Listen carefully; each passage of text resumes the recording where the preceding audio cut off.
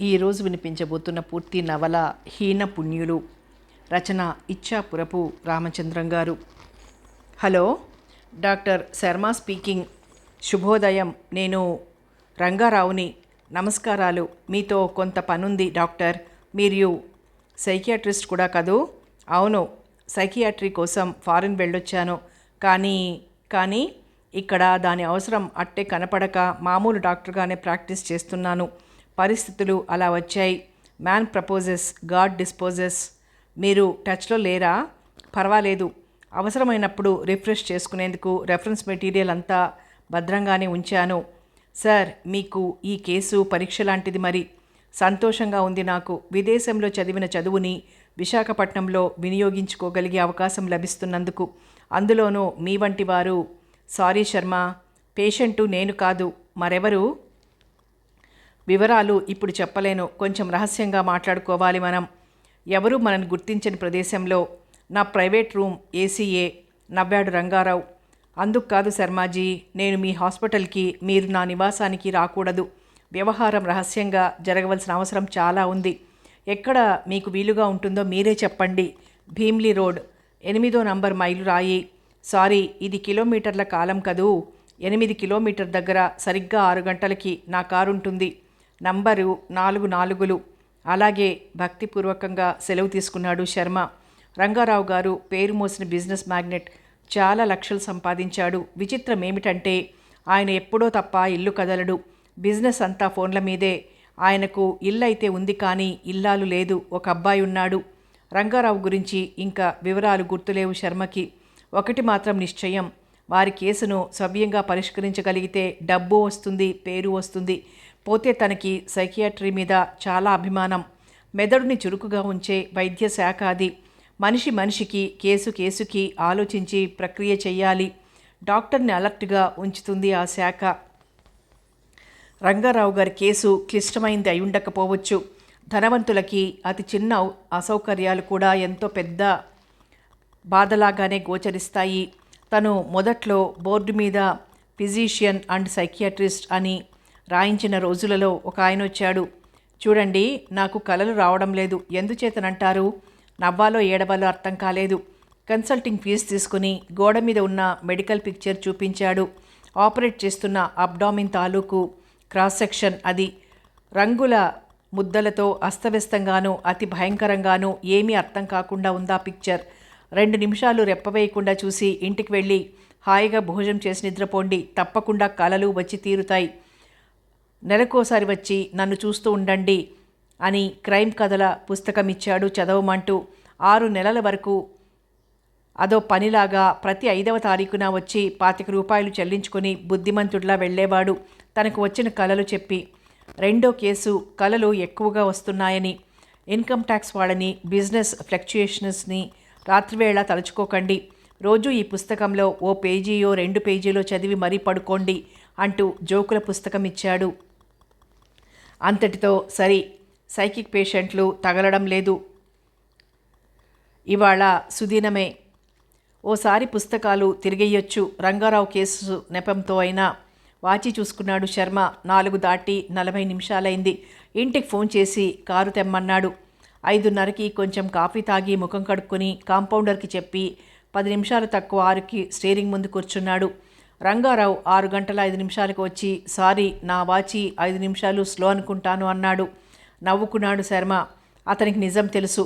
చూడు, తిన్నగా 10 మైళ్ళు వెళ్ళి తిరిగిరా అని తన డ్రైవర్ని, రంగారావు గారు కారుని పంపేసి శర్మ కారులోకి వచ్చారు. ఈ జాగ్రత్తలకు చాలా అవసరం ఉంది. మీరు నన్ను చాదస్తుడిగా తీసుకోకండి. లేదు అన్నాడు శర్మ ఆయనకి ఎక్కువ సీట్ ఇస్తూ. శర్మ, నేను కొన్ని సంఘటనలు చెప్తాను, జాగ్రత్తగా వినండి. విస్కీ సీసా తీసి 2 గ్లాసుల్లో పోశాడు. చీర్స్ చెప్పి ఇద్దరు గ్లాసులు పెదవులకు అందించారు. మురళి నా కొడుకు. వయసు 22. MA final. చాలా తెలివైనవాడు. అందంగా ఉంటాడు. బుద్ధిమంతుడే. నిన్న సాయంత్రం మాత్రం ఒక చేదు సంఘటన జరిగింది. నేను సాధారణంగా ఇంట్లోనే ఉంటాను. ఆఫీస్ రూమ్లో ఉన్న నాకు ఎవరో వచ్చారంటూ కబురు తెచ్చాడు నౌకరు. ఎవరు అడిగాను. చెప్పలేదు బాబు, తమరికే చెప్తాడట. లోపలికి తీసుకురా.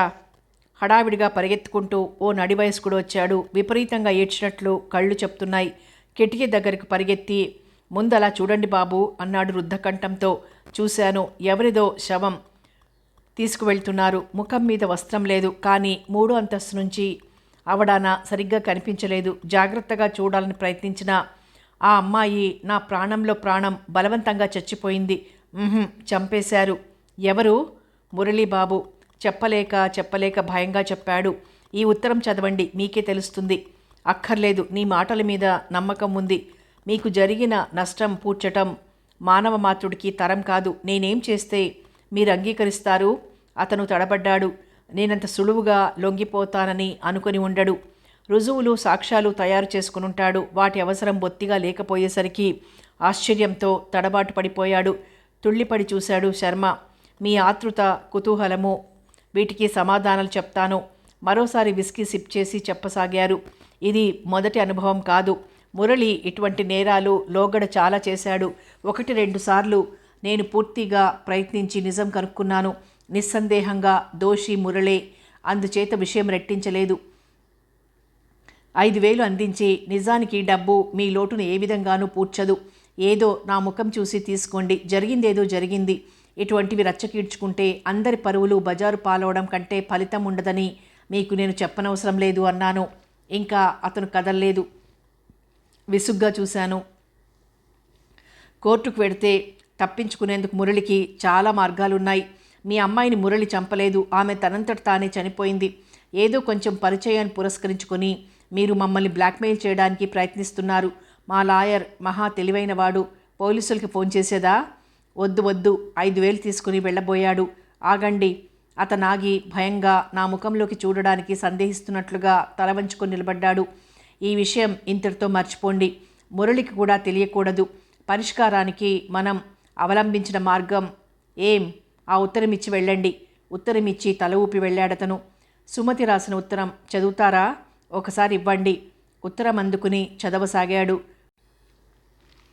మురళి, ఈ సుమతిని మర్చిపోయారా? ప్రేమించానంటూ ఎంత తీయగా కబుర్లు చెప్పావు. 3 నెలలైంది ముఖం చూపించి. నేను చేసిన నేరమేమిటి? నీ తీయని ప్రేమలో పడి నా హృదయాన్ని, శరీరాన్ని అర్పించడమేనా? మన స్నేహానికి నిదర్శనం నాలో పెరుగుతోంది. ఎంతకాలం దాచగలను? ఎలా దాచగలను? నిన్ను కలుసుకోవాలని, నీతో మాట్లాడాలని ఎన్నిసార్లు ప్రయత్నించానో. ముఖం తిప్పుకొని వెళ్ళిపోయావు. ఎదుటపడి అడిగితే నువ్వెవరో నాకు తెలీదు పొమ్మన్నావు. నిజం చెప్పు మురళి, నేనెవరో నీకు తెలియదు? సింహాచలం కొండ మీద ఆనాటి అందమైన సాయంత్రం నన్ను నీ కౌగిట్లోకి తీసుకుని నా అణువణువు నీది చేసుకున్నావే. ఆ సుమతికే నేను దూరం కాబోతే ఎన్ని వలపు పలుకులు పలికి, ఎన్ని తేనెల మాటలు ఒలికించి, అరచేతిలో స్వర్గాలు చూపించి, కనుల ముందు కలలు తేలించి, 1000 వాగ్దానాలు చేసి నన్ను నా శీలాన్ని వశపరుచుకున్నావు. అన్నీ మర్చిపోయావా మురళి? అందాలు చిందే ఇందీవరమని శ్లాఘించిన నా ముఖం నీకు వెగటైపోయిందా? కలువరేకులే అని ముద్దు పెట్టుకున్న నా కన్నులు నీ జ్ఞప్తుల్లో మిగల్లేకపోయాయా? పోనీలే మురళి, హద్దుమీరి ఆత్మార్పణం చేసుకున్న నాదే నేరం. అందుకు శిక్ష అనుభవిస్తున్నాను. నేడో రేపో శ్మశానంలో కాలి బుగ్గయ్యే సుమతిని చూసిన తర్వాతైనా ఆడవాళ్ల జీవితాలతో ఆటలాడడం మానేయి. విషం తీసుకుని చచ్చిపోబోతున్నాను. నన్ను నిజంగా మర్చిపోకపోతే ఒక కన్నీటి బొట్టు రాల్చు.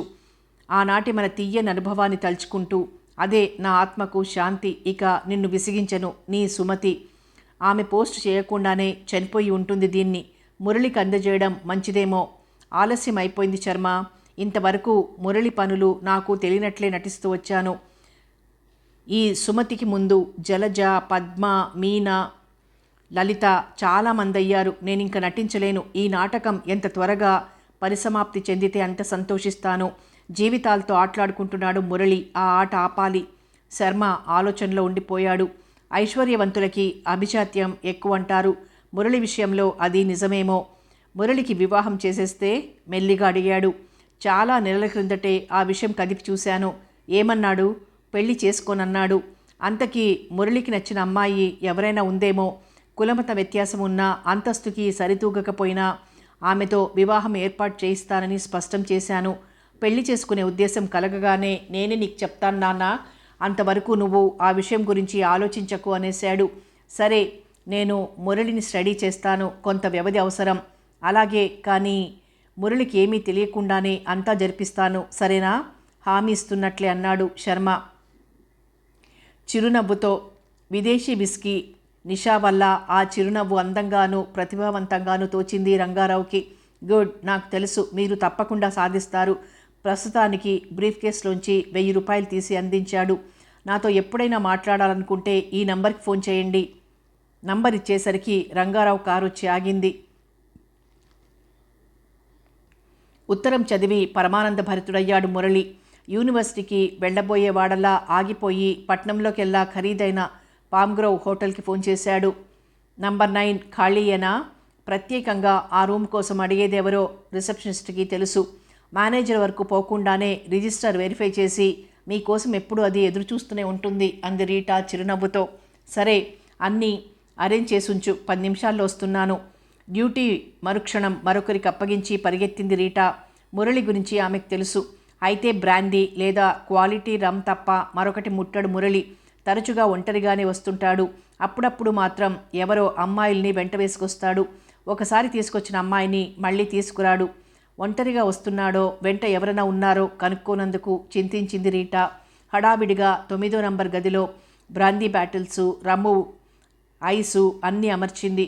టీపాయ్ మీద గ్లాసుల్లో తన నీడ ఎదురైంది. అస్పష్టమైన ఆ ప్రతిబింబం ఆ అమ్మాయిని ఒక్క క్షణం నిలవేసింది.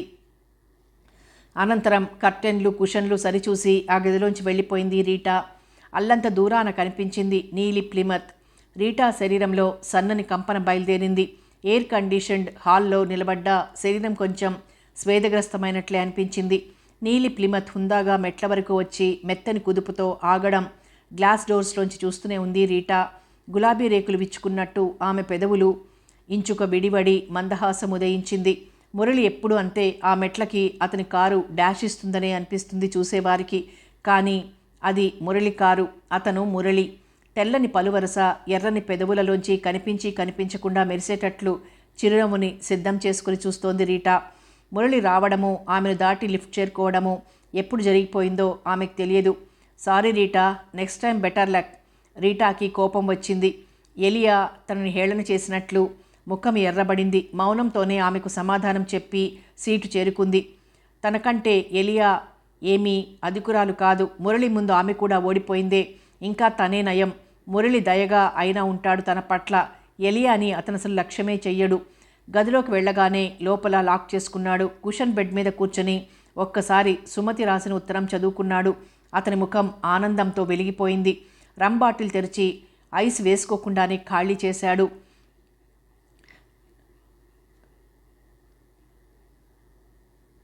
సుమతి ఉత్తరాన్ని బర్న్ చేశాడు. రమ్ము గొంతు దిగడమేమిటి, ఒళ్ళు మరిచి డ్యాన్స్ చేయసాగాడు. 15-20 నిమిషాలు డ్యాన్స్ ఆపేశాడు. నిషా దిగిపోయినట్లయింది. ఫోమ్ బెడ్ మీద వాలిపోయాడు. సుమతి, నేను ఓడిపోయాను, నువ్వే గెలిచావు ఏడ్వసాగాడు. ఆ గదిలో అడుగు పెట్టేటప్పటికీ అతని ముఖం విజయగర్వంతో ఎంత పొంగిపోయిందో ఇప్పుడంతగా కృంగిపోయింది. అతను గెలిచాడు, ఓడిపోయాడు.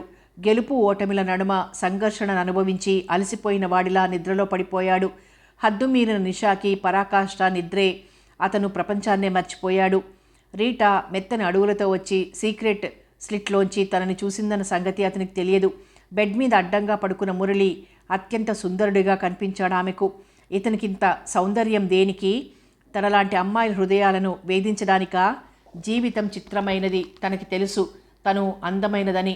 ఈ ఖరీదైన హోటలు సామాన్యులకు అందుబాటులో ఉండదు. ఇందులో దిగేవారంతా ఐశ్వర్యవంతులే. వాళ్లలో రసికులు ఎక్కువ. చాలామంది తన వంక పదే పదే ఓరచూపులు చూడటం తనకి తెలుసు. సినిమాకో షికారుకో ఆహ్వానించిన వారున్నారు. తను అంగీకరించింది కూడా. కేవలం స్కర్ట్ వేసుకుని బాబ్డ్ హెయిర్తో తెచ్చుకున్న అందం కాదు. మోకాళ్ల దిగువ భాగం నున్నగా చక్కగా మెరుస్తూ అందమైన వంపు తిరిగిందని ప్రత్యేకంగా పొగిడాడు ఒక సినిమా నటుడు. లిప్స్టిక్ రాసుకోకపోవడం వల్ల పెదవులు ఎప్పుడూ ఎర్రగానే ఉంటాయి. ఏం లాభం? తనని ఆరాధించినవాడు, అభినందించిన వారు ఎంతమంది ఉన్నా వారెవ్వరూ తనకి గొప్పగా కనబడరు. మురళి మురళి మురళి అంటూ కొట్టుకుంటుంది మనస్సు. ఒకసారి ఇలాగే ఒంటరిగా వచ్చాడు మురళి. రూమ్ లోపల బోల్టు వేసుకుని ఉన్న సాహసించి తలుపు తట్టింది. ఆ వేళ ఎంత చక్కగా అలంకరించుకుంది. స్కై బ్లూ పలుచని సిల్క్ స్కర్టు, ఎర్ర బూట్లు, ఐలాషెస్ దిద్దుకొని ట్రిమ్ చేసింది. హెయిర్ పిన్లో మంచు బిందువులారని సింగిల్ రోజ్. సారీ, ఫ్లవర్ వాజ్లో పూలుంచడం మర్చిపోయాను. విసుగ్గా చూశాడు మురళి. సూట్లోనే ఉన్నాడతను. పూలేవి? ఓహ్ సారీ, పోనీయండి, మీరేమీ అనుకోకపోతే. తన హెయిర్ పిన్ నుంచి గులాబీని తీసి అతనికి అందించింది. ఒక్కసారి సూటిగా ఆమె కన్నులలోకి చూసి ఎందుకో అత్యద్భుతంగా నవ్వి దగ్గరకు లాక్కుని పెదవులపై పూరేకుల మీద తుమ్మెద వాలినంత సున్నితంగా ముద్దు పెట్టుకొని దూరం చేసి ఎటో చూస్తూ, నీ హృదయం నాకు అర్థమైంది, కానీ ఇంతకంటే ఆశించకు అన్నాడు మెల్లగా. ఎందుకని? అదంతే. కొంచెం చనువు తీసుకుని అతని కోటు బటన్ హోల్లో గులాబీ గుచ్చుతూ చెప్పరు అంది తేనెలు కారే స్వరంతో. అతని స్పర్శ ఆమెకు అలౌకిక ఆనందం ఇచ్చి పరవశంతో తేలియాడి చేస్తోంది. నీకు ఖరీదుంది ఖచ్చితంగా అన్నాడు. రీటా ముఖం తెరతెరబోయింది. కొంచెం కోపం వచ్చింది. ఈ హోటల్కి వచ్చే ఆడవాళ్ళందరికీ ఖరీదు ఉండే ఉంటుంది. నిజం చెప్పు రీటా, నేను ఎన్నో వాడిని. రీటా మౌనంగా ఉండిపోయింది. ఆ ప్రశ్న వేసింది ఇండియన్ అయిన మురళి కనుక బ్రతికిపోయాడు. కానీ మరొకరైతే చాలా ఘాటైన జవాబే ఇచ్చుండేది. స్త్రీకి సుమానికి తేడా ఉంది, కాదనను, కానీ నా విషయం వేరు. ఐ పిటియు. జేబులోంచి నిర్లక్ష్యంగా నోట్లు లాగి లెక్క పెట్టనైనా పెట్టకుండా ఆమె చేతిలో ఉంచాడు. సారీ, నాకు కావాల్సింది డబ్బైతే నేను ఇంత ప్రయత్నించను అవసరం లేదు, ప్రాధేయపడను అవసరం లేదు. వేగం వెళ్ళు, నిస్సందేహంగా నువ్వు బ్యూటిఫుల్ బ్లాండ్వే. ఆమెను అవతలికి నడిపిస్తూ మరోసారి ముద్దు పెట్టుకుని గది అవతలికి పంపి తలుపు మూసుకున్నాడు. తన ప్రైవేట్ రూమ్లోకి వెళ్ళి కళ్ళు అలసిపోయే వరకు ఏడ్చింది రీటా. జరిగింది అవమానంలా భావించడం లేదు, ఆశాభంగంలా అనిపించసాగింది. డ్రెస్ మార్చుకుందామనుకుని అనుకోకుండానే ఎదుట అద్దంలోకి చూసింది. పల్చని తెలి నీలపు సిల్కు పొరల్లోంచి బంగారు రంగు శరీరం మెత్తగా మెరుస్తోంది. కొంచెం ఆర్ద్రంగా ఉన్న పెదవులు ఎర్రగా ఎదుటివాడిని ఊరిస్తున్నట్లున్నాయి. ఇండియాలో పుట్టడం వల్ల కాబోలు మెడ ఎముక స్పష్టంగా కనిపించకుండా ఆ ప్రాంతాలు మాంసం పెంచుకుని నిండుగా ఉన్నాయి. అతి సన్నని తన నడుమైన అతన్ని ఆకట్టుకోలేకపోయింది. పల్చని పెదాలు అతని దృష్టిని ఆకర్షించలేకపోయాయి. సన్నగా పొడవుగా మొనలు తేలిన గోళ్లు కలిగిన తన వేళ్ళు స్వేదం ఆదరించక లేత తమలపాకులా అట్టే గీతలు లేకపోవడాన నున్నగా ఉండే అరచేయి అతని చేతులలో నలిగింది. కానీ అతనిలో వాంఛను రేకెత్తించలేకపోయింది. ప్రతిబింబం కనిపించే తన చెక్కిళ్ళు అతని కోరికను రెచ్చగొట్టలేకపోయాయి. అధరాలను మాధుర్యమైన అతన్ని జయించలేకపోయింది. మురళి మగవాడు కాడా? అయి ఉంటే అంత చేరువుగా వచ్చిన అందాల రాశిని అనుభవించకుండా ఎలా ఉండగలిగాడు? అతని నరాలు రక్తము ఉద్రేకపడకుండా ఎలా ఉండగలిగాయి? మగవాడు కాకపోతే ఎన్నోసార్లు ఎందరో అమ్మాయిల్ని తీసుకుని వచ్చాడే, ఎందుకు? కేవలం స్నేహం కోసము, మాట్లాడుకుందుకు. అయితే అంత ఖరీదైన గది దేనికి? ఏ సముద్ర తీరమో గార్డెన్స్కో వెళ్ళొచ్చుగా. ఏకాంతమే కావాలనుకుంటే. ఈర్ష్య కొద్దీ తను వాళ్ళు గది నుంచి వస్తుంటే చూసేది. తన అనుభవ శూన్యురాలు కాదు, అమాయకురాలు కాదు. అమ్మాయిల కళ్ళు చూస్తే తెలిసిపోతుంది వాళ్ళు సుఖపడ్డారో లేదో. తను ఓడిపోయింది. లోపం తనదే, మురళిది కాదు. అందమైన అతని శరీరంలో అతి విచిత్రమైన ఆంతర్యాన్ని ఇమిడ్చినట్లుంది. నిశ్చయంగా తను ఎంత అందమైన అమ్మాయిలను తీసుకొచ్చినా వారికంటే పైమెట్టు మీదే తన స్థానం. కానీ మురళిని ఏదో గుడ్డితనం ఆవరించింది. అది తన దురదృష్టం. కాకపోతే అతను తనను నిశ్చయంగా అంగీకరించి ఉండేవాడు, ఆనందించి ఉండేవాడు.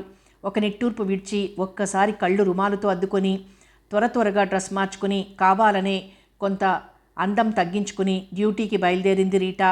మురళి మీద కోపం రాలేదు సరికదా, అతన్ని మరింత ప్రేమించసాగిందేమో. అతని తిరస్కృతి అనంతరం మురళి శరీర వర్ణం చాలా తమాషాగా ఉంటుంది. ఏనుగు దంతాన్ని పాలతోనూ తేనెతోనూ కుంకుమ పువ్వుతోనూ పదే పదే పాలిష్ చేసినట్లు ఎక్కడో తప్ప అటువంటి వంటి రంగు అరుదు. కన్నులు నీలంగా ఉండవు, కానీ నలుపు నుంచి తెలుపుకి విరగబోతున్నట్లుంటాయి. నవ్వినప్పుడు గుంటలు పడే చెక్కిళ్ళు, నవ్వనప్పుడు కూడా స్పష్టంగా కనిపించే గెడ్డం మధ్య చిన్న లోతు అతన్ని అపురూప సుందరుణ్ణి చేశాయి. ఆ చెక్కిళ్ల గుంటలలోనే, గెడ్డం మధ్యలో ఒత్తలోనే తన హృదయాన్ని తనని దాచేసుకోవాలని ఎందరందగత్తెలు తొందరపడినా ఆశ్చర్యపోనవసరం లేదు. మురళిని చూస్తే ఆడపిల్లలకైతే అతని చూస్తూ ఉండిపోవాలన్న కోరిక తప్పితే మరో ధ్యాసే ఉండదు. మగవాళ్ళు ముందు ఆశ్చర్యపడి తరువాత అసూయపడతారు. సుకుమారంగా కనిపిస్తూనే బలశాలి, మృదువుగా నవ్వుతూనే కఠినుడు. అదే మురళి. అతనికి తెలియకుండా స్నాప్ తీసుకుని జాగ్రత్తగా పదిలపరుచుకుంది రీటా. మురళి ఐశ్వర్యవంతుడు, విలాస పురుషుడు, కొంచెం తలతిక్క మనిషి అని తప్ప మిగిలిన వివరాలేమీ ఆమెకు తెలియవు. సాధారణంగా అతనెప్పుడో కానీ పెదవి విప్పడు. మాట్లాడవలసి వచ్చిన ముక్తసరిగా 3 ముక్కలు. అవి ఆజ్ఞాపిస్తున్నట్లే ఉంటాయి తప్ప అర్థిస్తున్నట్లు కానీ కనీసం సున్నితంగా అయినా ఉండవు. అతనిని ఆశ్రయించి మౌనం కూడా గొప్పదనం తెచ్చుకుంది. మురళిలో కొంత భాగాన్నే చూడగలిగింది రీటా. మిగిలిన భాగం ఆమెకు అనవసరం కనుక. కానీ మురళి విలాస పురుషుడే కాదు, విజ్ఞాన తృష్ణతో విశ్వవిద్యాలయంలో విద్యనభ్యసిస్తున్నాడు. ఐశ్వర్యవంతుడే కాడు, అతి విరాగి కూడా. తలతిక్క మనిషే కాడు, విధేయుడైన అబ్బాయి. అతని పెదవులు చిరునవ్వు నవ్వుతున్నా అతని కనులలో ఏవో నీలి నీడలు కదలాడుతుంటాయి. ఎటొచ్చి ఆ నీడల చలనాలను గమనించగలిగే సునిశ్చితమైన కనులు ఎవరికో తప్ప ఉండవు. ప్రొఫెసర్కి మురళి అంటే వెర్రి అభిమానం. ఇండియన్ అమ్మాయిల ప్రేమలో పడి ఇంగ్లాండ్ నుంచి వాల్తేరొచ్చేసి ఇక్కడ జీవితానికి అలవాటు పడిపోయాడు. యూనివర్సిటీలో ఇంగ్లీష్ ప్రొఫెసర్. ఆంధ్రులు ఇంగ్లీషు బాగా రాయడం ఎప్పటికైనా సాధించగలరేమో కానీ ఇంగ్లీష్ మాట్లాడడం వారికి ఎప్పటికీ రాదని ఎప్పుడూ విసుక్కుంటూ ఉంటాడు. మొదటి టర్మ్లోనే మురళితో మాట్లాడవలసి రావడంతో అతను ముగ్ధుడైపోయాడు. అతని ఉచ్చారణ ఆక్స్ఫర్డ్దే అని ఆకాశానికి ఎత్తేశాడు. తీరిక దొరికినప్పుడల్లా తన ఇంటికి వచ్చి మాట్లాడి వెళ్తుండమని ప్రార్థించినంత పనిచేశాడు. ఒక్కొక్కరిది ఒక్కొక్క వెర్రి. ప్రొఫెసర్ హాల్కి ఇంగ్లీష్ వెర్రి. మురళి నోరు విప్పితే చాలు, ఇన్నాళ్లకి నాకో చక్కని స్టూడెంట్వి దొరికావోయ్, ఆపకు, నీ ఇష్టం వచ్చింది ఇంగ్లీష్లో మాట్లాడుకుంటూ పో అనేవాడు. మురళి ఏ షేక్స్పియర్ పాత్రనో సోలిలోకి చదువుతుంటే సంగీతం వింటున్నట్లే మైమరిచి కన్నులు మూసుకొని సోఫాలో వెనక్కి వాలిపోయేవాడు. మొదట్లో ఇదంతా తమాషాగా ఉండేది మురళికి. ఏ పని లేకపోతే హాల్ ఇంటికి వెళ్ళడం, ఆంగ్లంలో వాదించుకోవడం. హాల్ ఇంటికి రెండవసారి వెళ్ళినప్పుడు మీ పేరు అంటూ చూసిందామే. మురళి అన్నాడతను. ఉండండి, ప్రొఫెసర్ గారికి చెప్పొస్తాను అని లోపలికి వెళ్ళొచ్చి రండి అంటూ దారి చూపింది. టేబుల్ మీద నానా విధాలైన పానీయాలున్నాయి. బహుశా దంపతులిద్దరూ ప్రీ డిన్నర్ డ్రింక్స్ తీసుకుంటున్నారేమో. ఎటువంటి సమయంలో వచ్చాడు తను? సారీ, మిమ్మల్ని డిస్టర్బ్ చేసినట్లున్నాను, మరోసారి వస్తాను లేవబోయాడు మురళి. నాట్ ఎట్ ఆల్, కూర్చో, కంపెనీ కీప్ చెయ్యి. ఏం డార్లింగ్, మనకి మంచి గెస్ట్ దొరికాడు కదూ?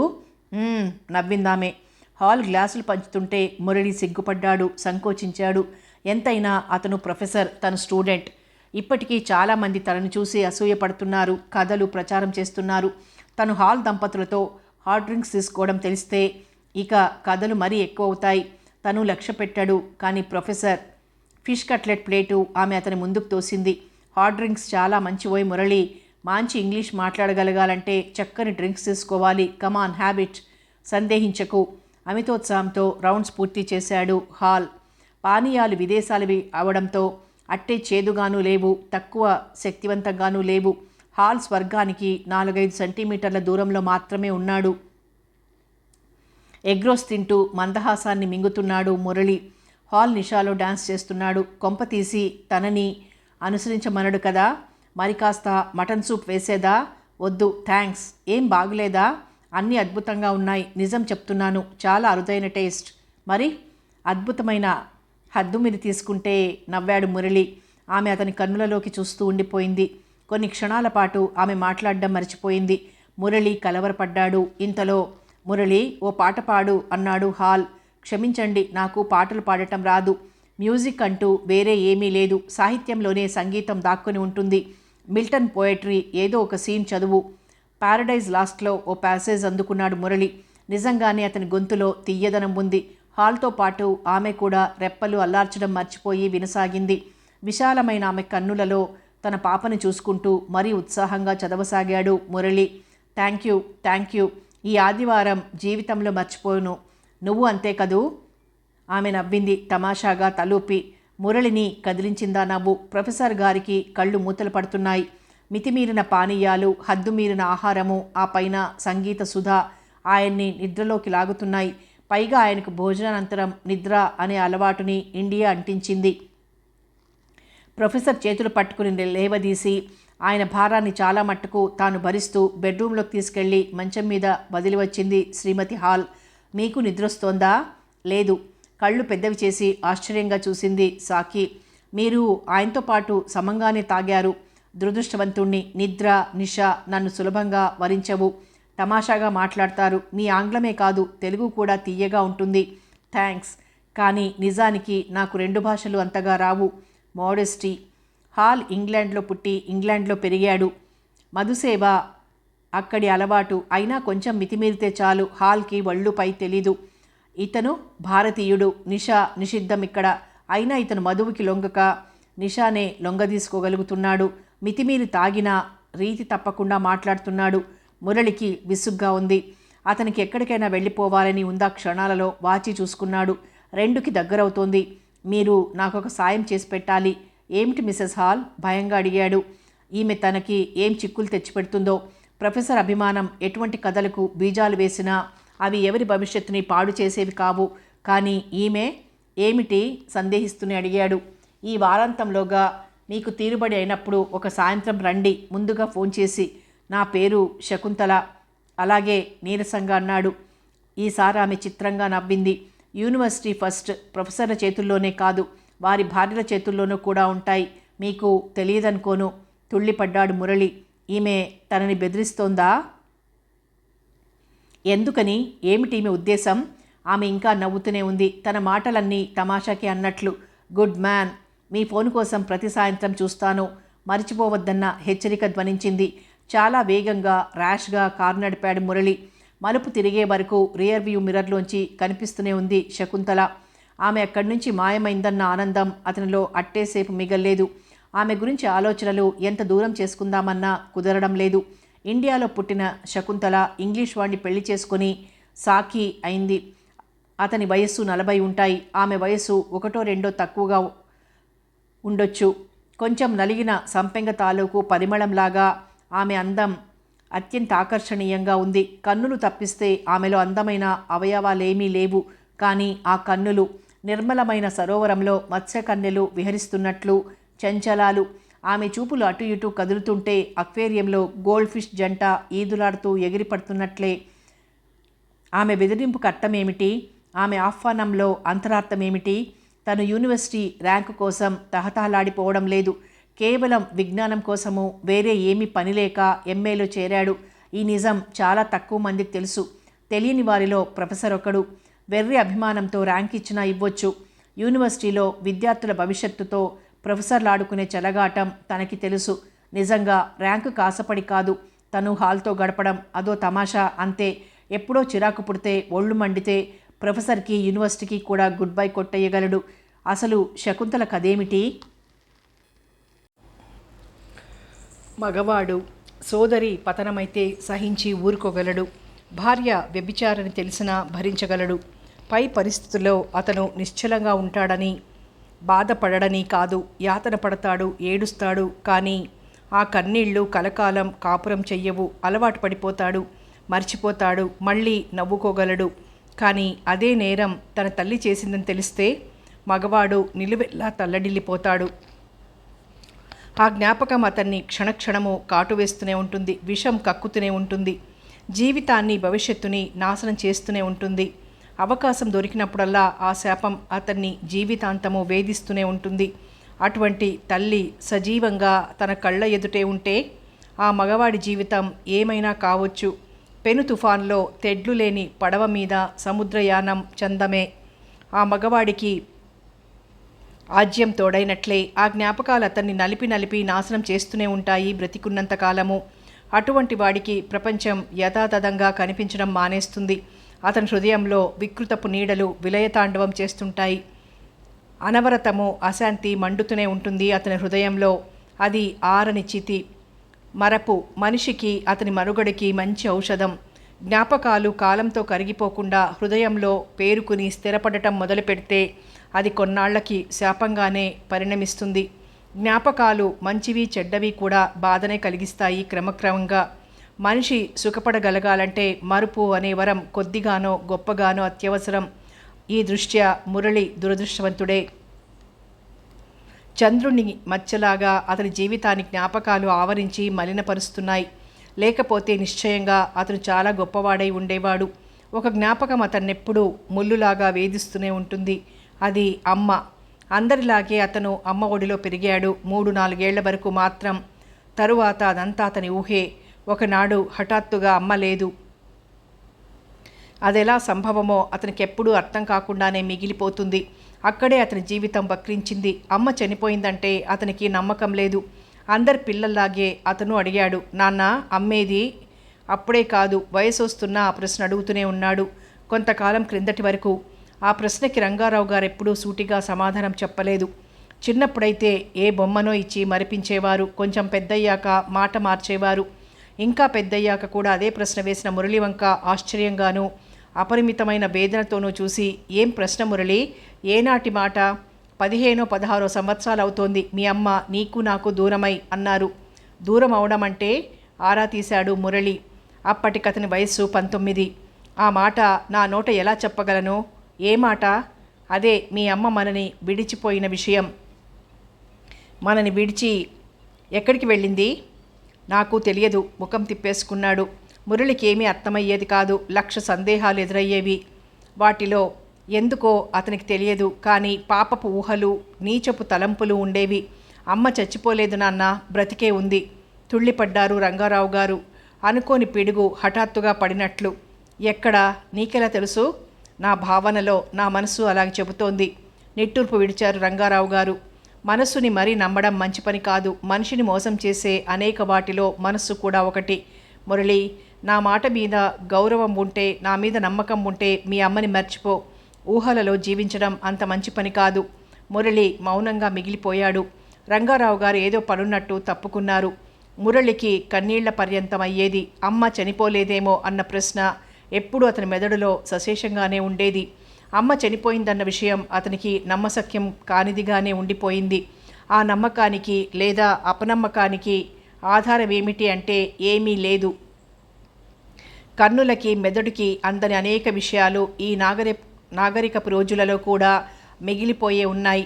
విజ్ఞానం వినువీధులను దాటిపోయి వికసిస్తుందని, మనిషి విర్రవీగిపోతున్న ఈ కాలంలో కూడా తర్కానికి విజ్ఞానానికి అందకుండా తేలుమంత్రము, పాము మంత్రము, దయ్యాలు, చేతబడులు అక్కడక్కడ తమ ఉనికిని నిరూపించుకుంటూ మనిషిని, అతని శాస్త్రాన్ని హేళన చేస్తూనే ఉన్నాయి. మానవాతీత శక్తులు కొందరిని మహనీయుల్ని చేస్తున్నాయి, కొందరిని శాపోహాతులని చేస్తున్నాయి. దయ్యాలను నమ్మని పాశ్చాత్యులు కూడా వైట్ హౌస్లో ఆత్మ తిరుగుతుందని అంగీకరించవలసి వచ్చింది.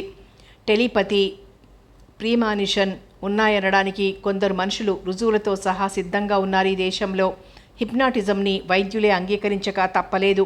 మురళి భావానికి ఆధారం అతని హృదయమే. గత జీవితంలోని ఒక సంఘటన మురళి మర్చిపోలేకపోతున్నాడు. ఒకనాడు ఊళ్ళో సర్కస్ అవుతుందంటే డ్రైవర్నిచ్చి పంపారు రంగారావు గారు.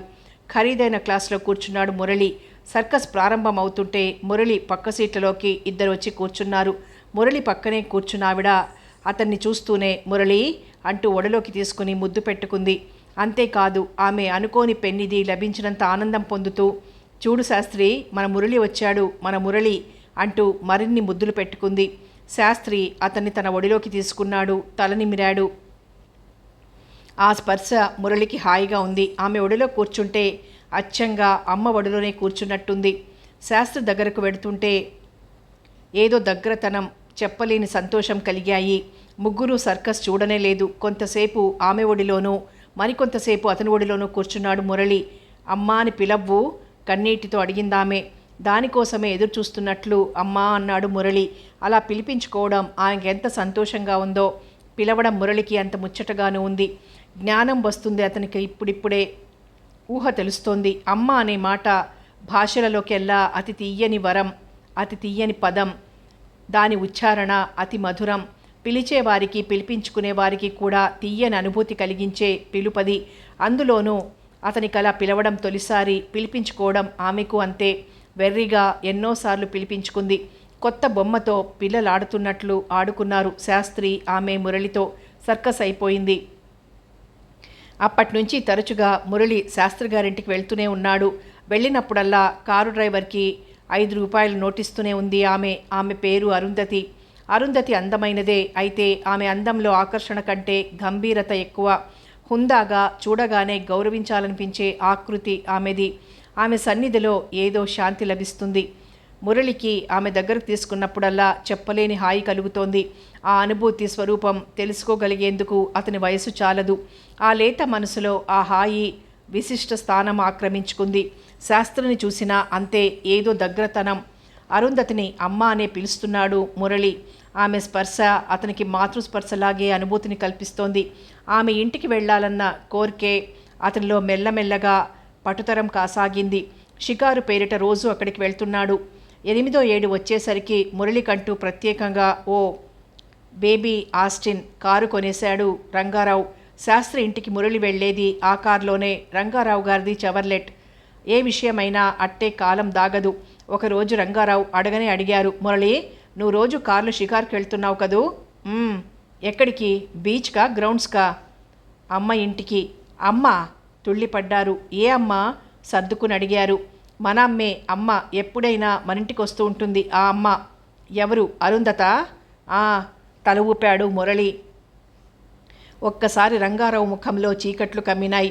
పచ్చని ముఖం నీలంగా అయిపోయింది. స్వరం గద్గదిమవుతుంటే, నా మాట ఒక్కటి వింటావా మురళి అని అతి దీనంగా అడిగారు.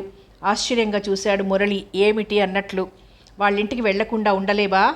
ఎందుకని? తల్లడిల్లిపోయారు రంగారావు. జీవితంలో రెండోసారి వినవలసి వచ్చిందా ప్రశ్న. మొదటిసారైతే జవాబు చెప్పగలిగాడు కొంత సంఘర్షణ అనుభవించాక. అయినా ఇప్పుడు కంగారు పడిపోయాడు. ఆ ప్రశ్నకు సమాధానం చెప్పాలంటే అతని జీవితమంతా కదులుతుంది. మురళి నోటి వెంట ఏ ప్రశ్న అయితే రాకూడదని ఇన్నాళ్లు భయపడుతూ వచ్చాడో అదే ప్రశ్న వేశాడు మురళి. కొన్ని సమస్యలకు మంచి పరిష్కారం వాయిదా వేయడమే. మురళి అమాయకంగా అడిగిన లోతులేని ప్రశ్నకు సమాధానం చెప్పకపోవడమే ఉచితం. చెప్పినా ఏమర్థమవుతుంది కుర్రవాడికి? బాబు పద, మంచి సినిమా వచ్చిందట, పిల్లల సినిమా, ఇద్దరం చూద్దాం. మురళిని తయారు చేసేందుకు ఆయాని పిలిచారు రంగారావు. మురళి వెళ్ళగానే డ్రైవర్ని కేక వేశారు. కొంచెం బెదిరించేసరికి వాడు నిజం కక్కేశాడు. మరెప్పుడు ఇలా చెయ్యకు, ఇవాళ నుంచి చిన్నబాబు గారికి మరో డ్రైవర్ని పిలు. చిత్తం అంటూ సెలవు తీసుకున్నాడు డ్రైవర్. ఒంటరిగా మిగిలిన రంగారావు హృదయం కలుక్కుమంది.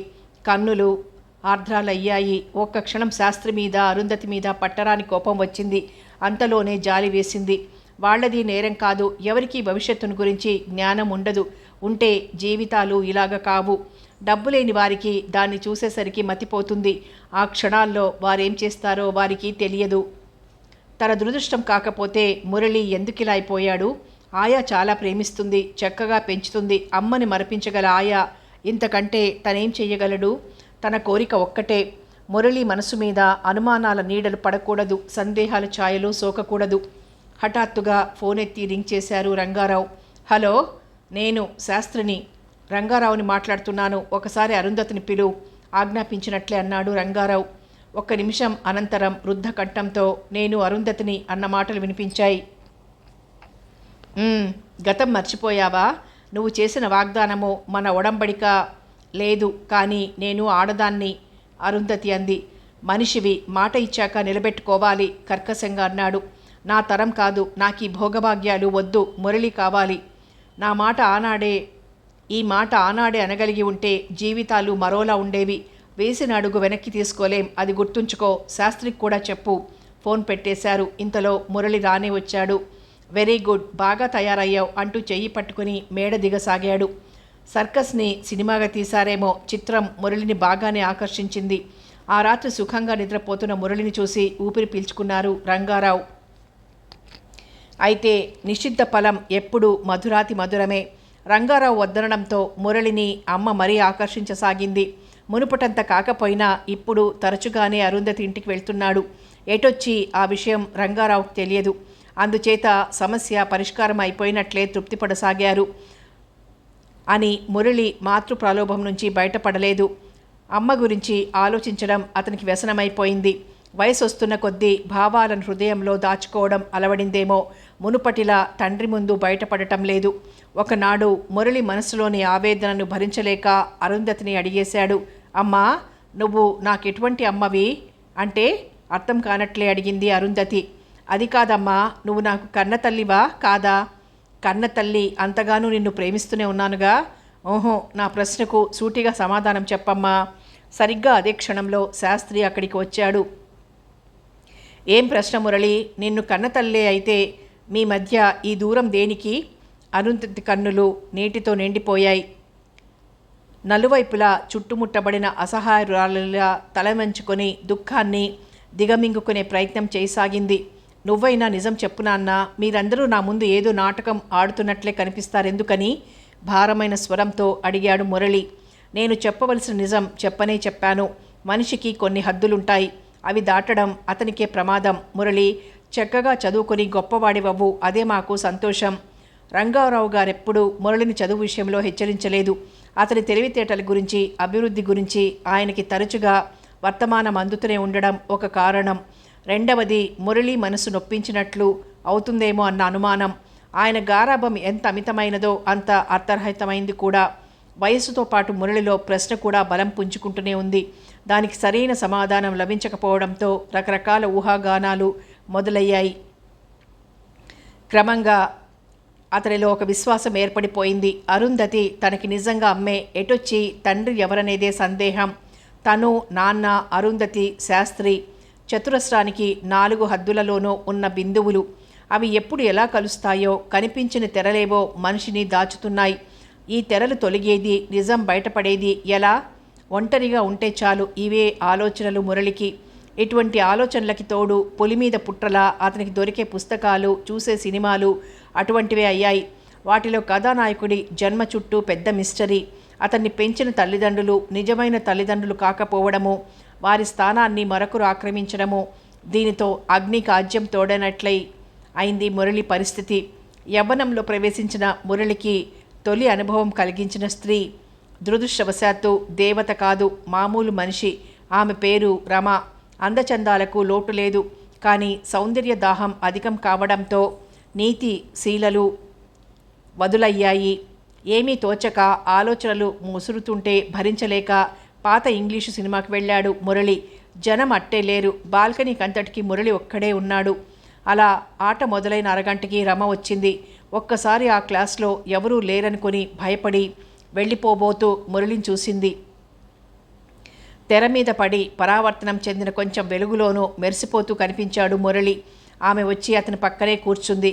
ఒక్కసారి పరిశీలనగా చూసి తృప్తిగా నిట్టూర్చింది. తన అన్వేషణ సఫలమైనట్లు అనిపించి ఆనందంగా ఊపిరి తీసుకుంది. నీతి మాట వదిలేస్తే ఆమె పరిపూర్ణమైన స్త్రీ. మురళి తనకంటే చిన్నవాడని గుర్తించగానే మరీ ఉత్సాహం వచ్చిందామెకి. తుమ్మెద రెక్కల్లాంటి చీర చెంగుని మురళి చేతి మీదకి పోనిచ్చి దాన్ని తిరిగి తీసుకుంటున్నట్టు నటిస్తూ అతనికి స్పర్శ ఇచ్చింది. మృదులము, కాంక్షాపూరితము అయిన స్త్రీ స్పర్శ అతని హృదయంలోనూ రక్తంలోనూ కొత్త కవాటాలు తెరిచింది. అతని శరీరం వెచ్చబడింది. దేహంలో కంపన, చిరుచెమట, నరాల్లో విద్యుత్తు పాకినట్లు సంచలనం. ఆమె చిరునవ్వుని బంధించుకొని అతని తలను తన మీదకి వంచుకొని అదే క్షణంలో నాయకుడు నాయకిని ముద్దు పెట్టుకుంటున్నాడు తెర మీద. సినిమా బాగానే ఉంది, కానీ ఇంతకంటే చక్కగా కాలక్షేపం చేయొచ్చు. ఇక్కడ టైం వేస్ట్ చేయటం దేనికి? పద పోదాం, అవతల వెన్నెల బాగుంది. మంత్రబద్ధమైనట్లే నడిచాడు మురళి. ఒక వంక అమితమైన కుతూహలం, మరొక వంక తడబాటు. ఆమె వెనక నడిచి కారు చేరుకున్నాడు. నేను కారు వేసుకురాకపోవడం మంచిదే అయింది. మిస్టర్ మురళి, స్టీరింగ్ నాకిచ్చేయి. అతనికి తగులుతూనే కూర్చుందామే. వెన్నెల విరగబడి కాస్తోంది. కారు రామకృష్ణ మిషన్ దాటి చాలా దూరం సాగి ఆగింది. సముద్రం వెన్నెలతో సరాగాలిపోతోంది.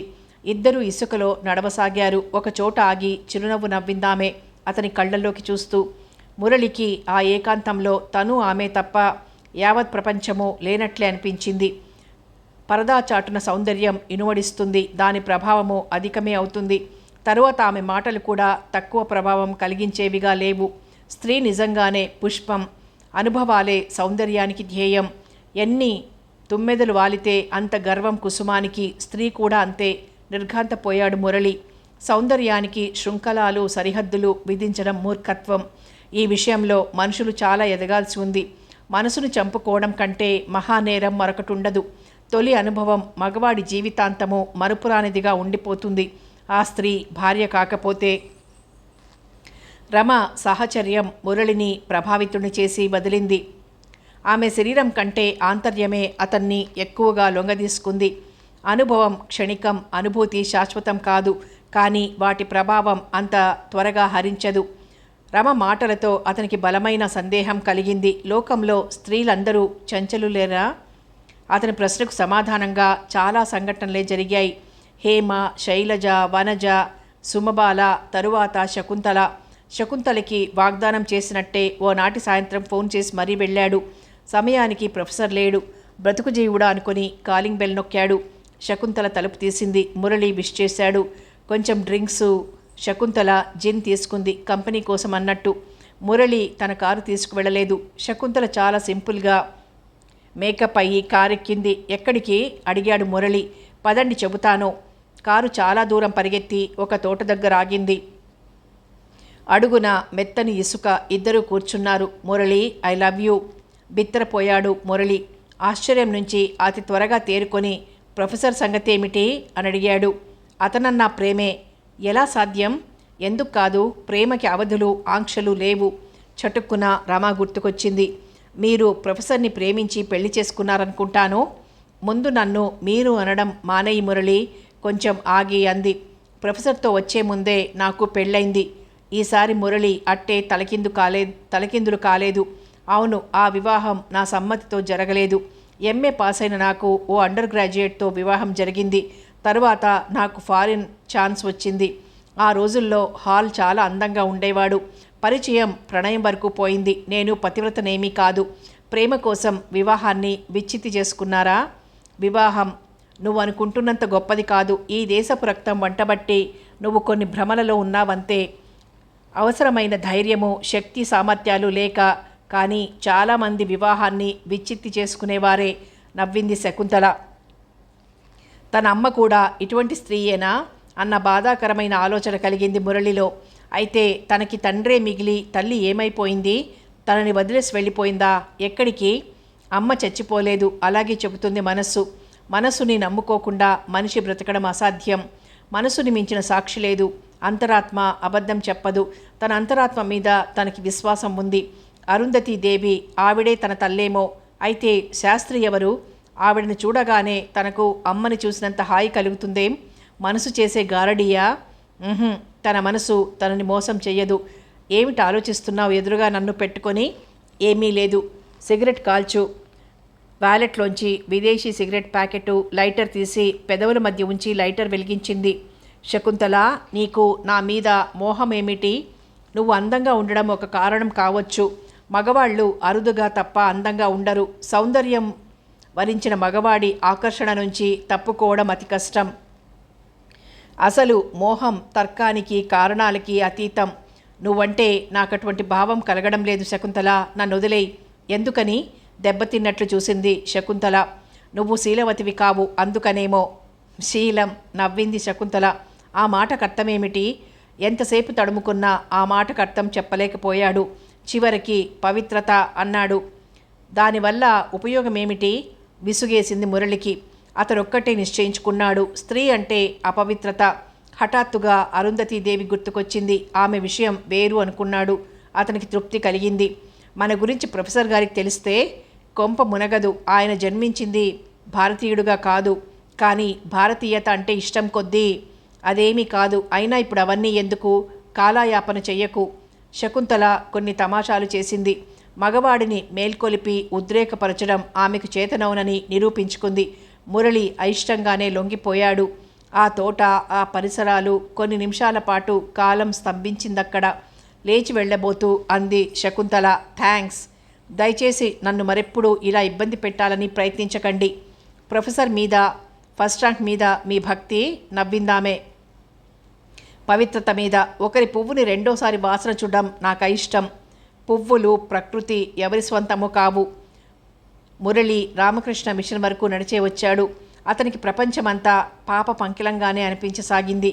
కానీ అక్కడక్కడ అమలిన కుసుమాలు ఉన్నాయి. తన తల్లి అటువంటిదేనా? ఆటో కనిపించింది. ఖాళీగా. పిలిచాడు. టర్నర్స్ చౌల్ట్రీ వద్ద దిగిపోయాడు ఫేర్ చెల్లించి. సెకండ్ హ్యాండ్ బుక్ స్టాల్ వద్దకు నడిచాడు. అక్కడ జానకి ఉంటే, జానకి ఓ మధ్యతరగతి అమ్మాయి, కొంచెం చదువుకుని అట్టే అందంగా ఉండని అమ్మాయి. పెళ్లి సంబంధాలు వస్తున్నాయి, కానీ కట్నం దగ్గర బెడ్స్ కొడుతున్నాయి. వాళ్ళ నాన్నకి 2 అబ్బాయిలు, 3 అమ్మాయిలు. పెద్దన్నయ్య యూనివర్సిటీలో చదువుతున్నాడు. తలకు మించిన భారమైన కుటుంబాన్ని ఉద్ధరిస్తాడన్న ఆశతో వాసుని చదివిస్తున్నాడు తండ్రి. వాసు చెల్లెలే జానకి. అతని ద్వారానే పరిచయమైంది.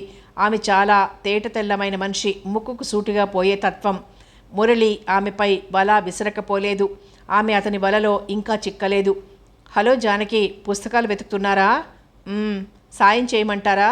మీకెందుకు శ్రమ? శ్రమేమిటి, సంతోషం. ఫ్రెంచ్ తర్జుమా ఒకటి తీశాడు. సారీ నవ్వింది జానకి. ఇన్సల్టెడ్ అండ్ ఇంజూర్డ్ తీసి మురళి త్వరగా ఖరీదు చెల్లించాడు. చాలా అలసిపోయారు, కాఫీ తాగి వద్దాం పదండి. No thanks.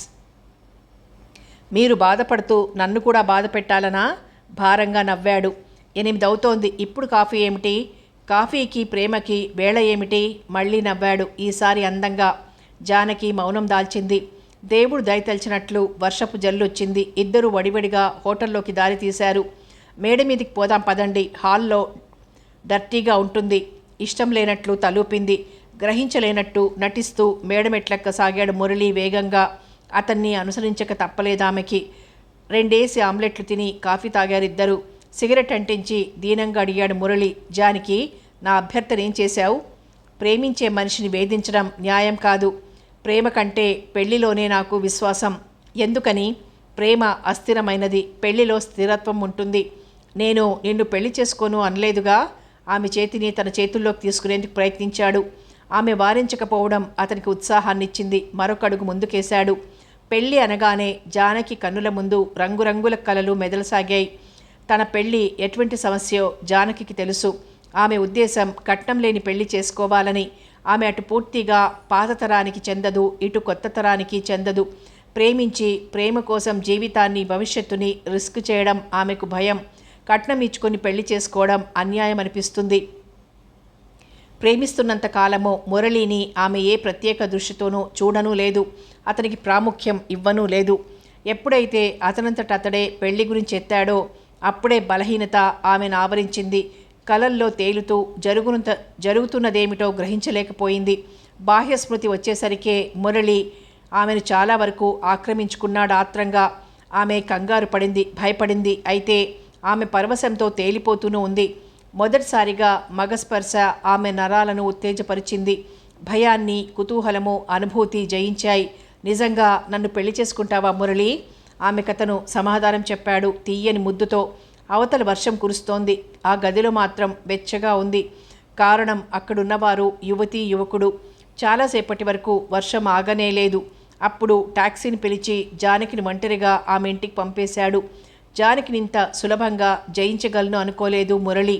అది అతనికి ఆనందాన్ని, గర్వాన్ని ఇవ్వడం లేదు సరికదా, మరింత విచారాన్ని, న్యూనతాభావాన్ని కలిగిస్తోంది. ఓటమిలో మరింత అడుక్కి జారిపోయినట్లే ఉందతనికి. అరుంధతీదేవి అతని మెదడులో మెదిలింది. బార్కి నడిచి చాలా త్రాగి అక్కడే నిద్రపోయాడు. తుళ్ళిపడి చూశాడు మురళి. అతను నవ్వుతున్నాడు. మురళికి కోపం వచ్చింది. లెర్నర్ బోర్డు తగిలించండి కోపంగా అన్నాడు. అవసరం లేదు, కానీ మీరు దయచేసి లోపలికి రండి అన్నాడతను. మీరెవరు? మీ మిత్రుడినే మురళి. ఒక్క నిమిషం మెదడుకి పదును పెట్టినా ఈ బట్టతల స్నేహితుడెవరో తేలలేదు. చిరాగ్గా అడిగాడు. మీ పేరు? ప్రస్తుతానికి శర్మ. ప్లీజ్ లోపలికి రండి, వివరాలు మాట్లాడుకుందాం. మురళి ముఖం చిట్లించుకొని కారెక్కాడు. You are very handsome. ప్రశ్నార్థకంగా చూశాడు మురళి. మిమ్మల్ని చాలాసార్లు చూశాను. ఓ మిత్రుడు మీ గురించి చెప్పాడు. దాదాపు 4 రోజుల నుంచి మీకోసం వెతుకుతున్నాను. నా పేరు గోపాల శర్మ. ఇక్కడ ప్రాక్టీస్ చేస్తున్నాను. ఈ మధ్యనే కొంచెం అడ్వెంచర్ చేశాను. ఈ మనిషికి బొత్తిగా భావ ప్రకటన శూన్యం. ఏమిటి తలా తోకాలేని మాటలు అనుకున్నాడు మురళి. అడ్వెంచర్ అంటే పెద్దదేమీ కాదు. ఓ అందమైన అమ్మాయితో పరిచయమైంది. మాటల సందర్భంలో ఆమె పందెం వేసింది, మగవాళ్లల్లో అందం అనేది ఉండదని.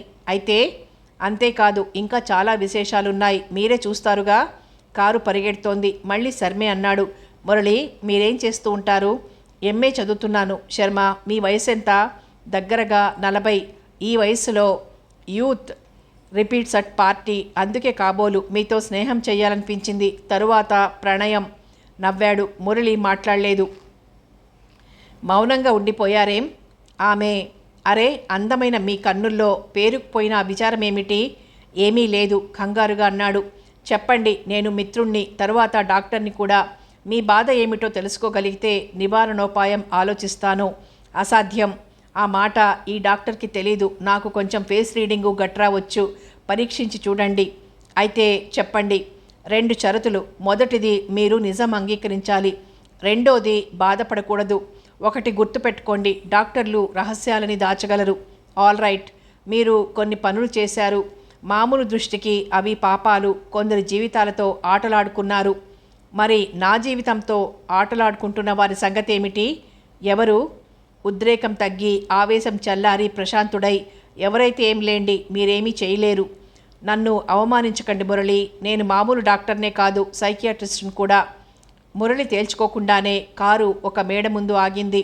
డాక్టర్ వెంట నడిచాడు లోపలికి. ఒకరొకరు వచ్చి ఇద్దరిని మేడ మీద గదిలోకి తీసుకువెళ్ళాడు. ఆ గది చిత్రంగా ఉంది. ఆ గదిలో అడుగు పెట్టేసరికే ఆమె మురళి కన్నుల్లోకి సూటిగా చూసింది. అతను కలవరపడ్డాడు. శరీరంలో విద్యుత్ ప్రవహించినట్లయింది. ఒప్పుకున్నాను డాక్టర్, మీరే గెలిచారు. మురళి వంక చూస్తూనే నవ్విందామే.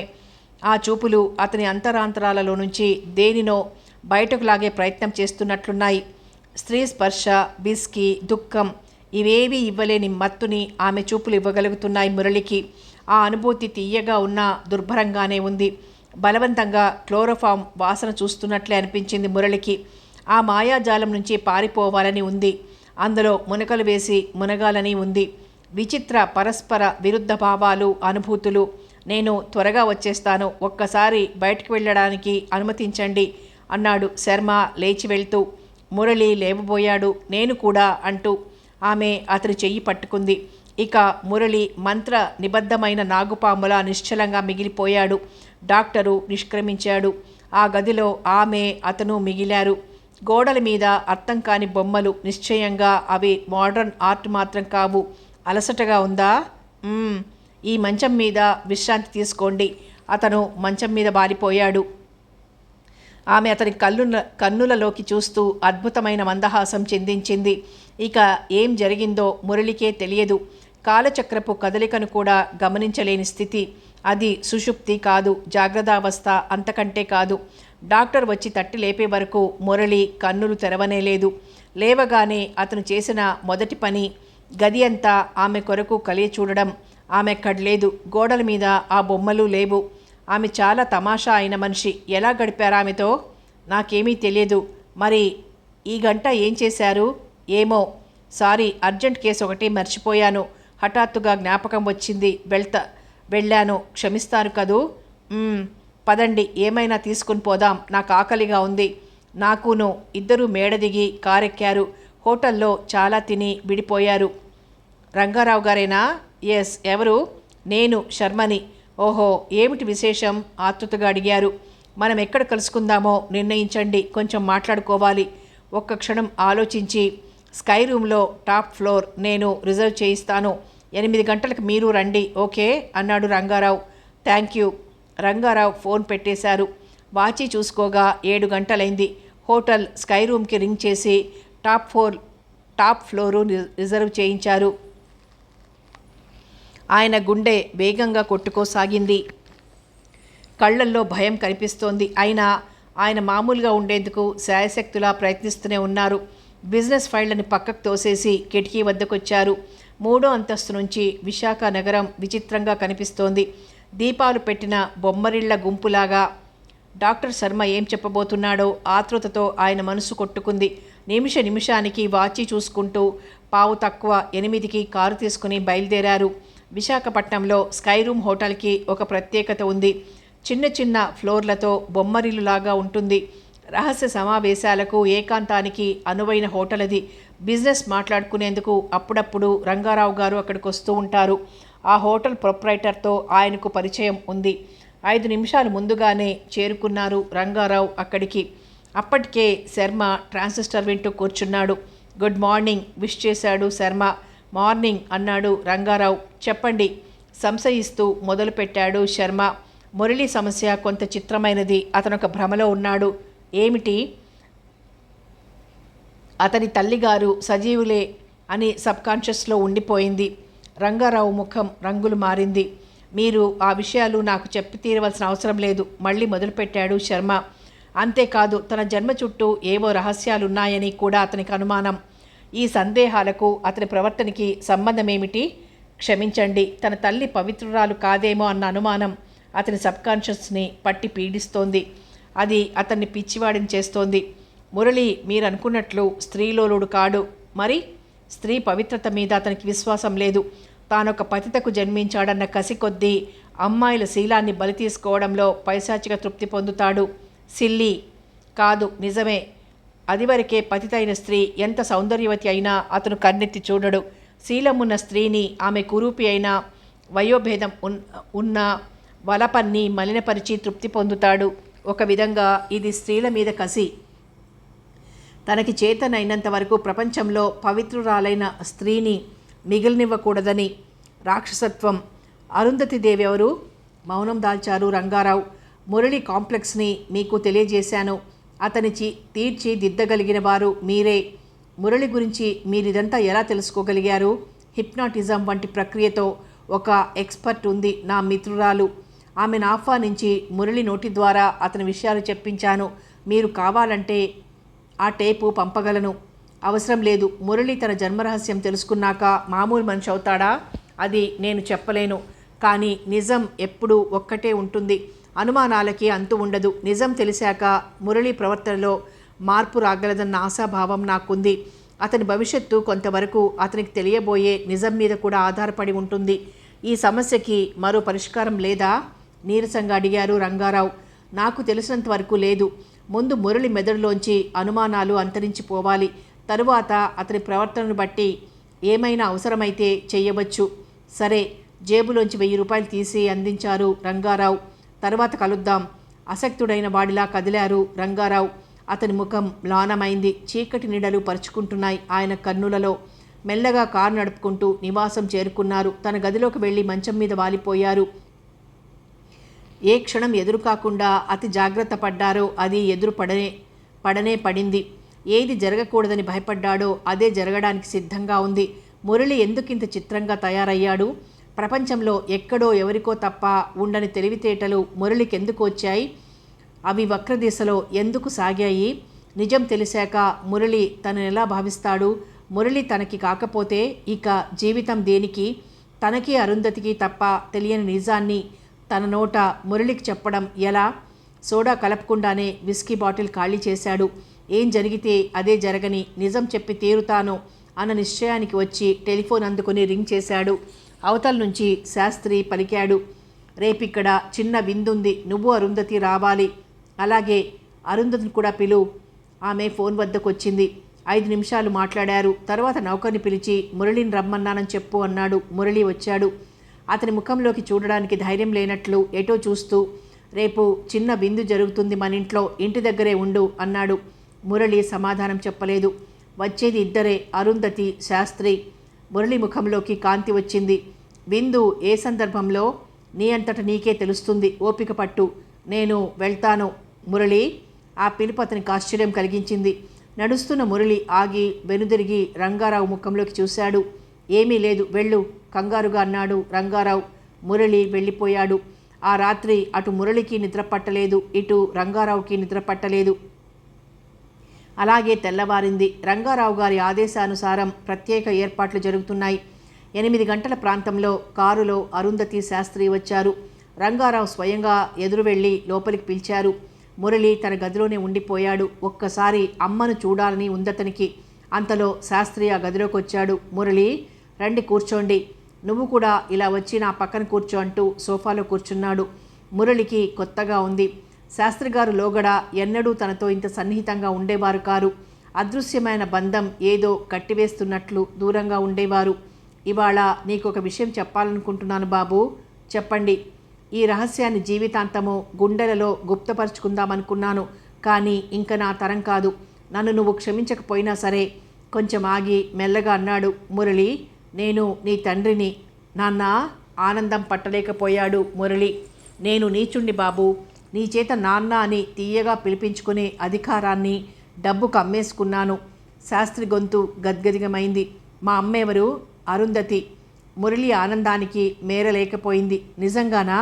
నిజమే బాబు. నీ జన్మ వృత్తాంతం ఒక చిక్కుముడి. దాన్ని విప్పి చెప్పడానికే సంకల్పించుకున్నాను. మురళి, అరుంధతి నాకు మేనమామ కూతురు. ఇద్దరము పక్కపక్క ఇళ్లల్లో పెరిగాం. చిన్నప్పటి నుంచి ఒకరంటే ఒకరికి ఎనలేని ప్రేమ. అరుంధతికి పెళ్ళీడు సమీపిస్తోంది. మానవుడు ఆశించేది ఒకటైతే జరిగేది మరొకటి. రంగారావు గారి తండ్రి అరుంధతిని చూడడం జరిగింది. అందాల పోగైన అరుంధతిని కోడలిగా చేసుకోవాలని ఉవ్విళ్ళూరారు జమీందారు. మా కుటుంబం ధనవంతమైంది కాదు. అరుంధతి వాళ్ళు ధనవంతులే. అయితే జమీందారు ముందు వాళ్ళు లేనివారే. జమీందారంతటి వాడు అడిగేసరికి అరుంధతి అమ్మా నాన్న గతం మర్చిపోయారు, వాగ్దానం చేసేశారు. అతి త్వరలో అరుంధతి పెళ్లి జరిగిపోయింది రంగారావుతో.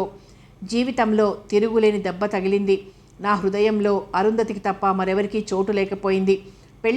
పెళ్లి కావడంతోనే రంగారావు విదేశాలు వెళ్ళిపోయాడు వ్యాపారం గురించి. అరుంధతి అక్కడే ఉంది. ఆమె చాలా విచారంగా ఉండేది. నేరస్తులుగా మిగిలిపోయాం మేమిద్దరము. అంతవరకు ఎంత చనువుగా మసిలామో అరుంధతి వివాహం అయ్యాక అంత దూరం అయ్యాం. 4-5 నెలల అనంతరం రంగారావు విదేశాల నుంచి వచ్చి అరుంధతిని తీసుకెళ్ళిపోయాడు. శూన్య హృదయమే మిగిలింది నాకు. పెళ్లి చేసుకోమని అమ్మ నాన్న వేధించేవారు. నేను అంగీకరించలేదు. అరుంధతితో తప్ప మరొకరితో జీవితం గడపలేనని నాకు తెలుసు. పెళ్లి, సంసారం వీటన్నింటికీ నా ఆలోచనలలో చోటే లేదు. అరుంధతి నేను కలిసి తిరిగిన ప్రదేశాలలో తిరుగుతూ మధురమైన గతాన్ని గుర్తు తెచ్చుకుంటూ గడిపేవాడిని. నన్ను చాలామంది పిచ్చివాడనుకునేవారు. నిజంగా పిచ్చివాడినే అయ్యానేమో అరుంధతి ధ్యాసలో. 2-3 సంవత్సరాలు గతించాయి. అలాగే అమ్మ నాన్న చనిపోయారు. కాపురానికి వెళ్ళాక 1-2 సార్ల కంటే ఇంటికి రాలేదు అరుంధతి. ఆమె కన్నులలో అంతులేని ఆవేదన.